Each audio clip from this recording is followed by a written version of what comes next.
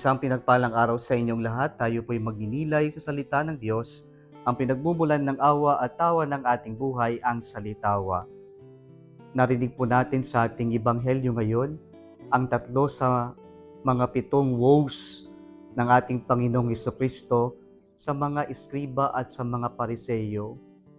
At dito, pinapakita ng Diyos na hindi siya natutuwa sa mga nagiging hadlang para magpakabanal ang tao o ang kapwa-tao natin o kaya naman para mapalapit ang kapwa-tao natin sa Diyos.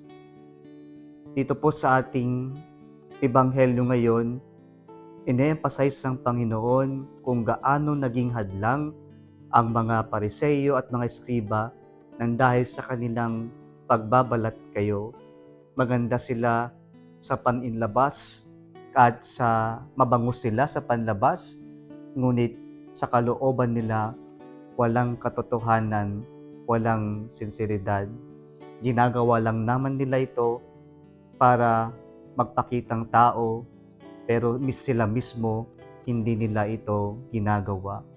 And so Jesus is trying to attack the abuse of power of the scribes and Pharisees who became hindrance to other people to go to heaven, to be holy, because they pretended that they are the models, examples of the law, of obedience to the law, who are themselves the violators and who themselves are not good examples to other people because they did not do what they were supposed to do. Hanggang pakitang tao lamang sila. Kaya po, the best way of evangelizing other people, the best way of leading other people is by giving or showing them good examples.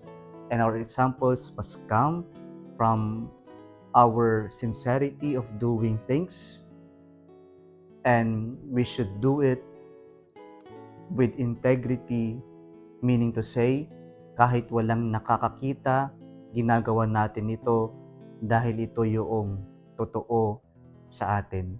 Kung nagustuhan mo ang video na ito, huwag kalimutang mag-like, i-share at mag-subscribe sa Salitawa Facebook page and YouTube channel. Muli isang pinagpalang araw sa inyong lahat.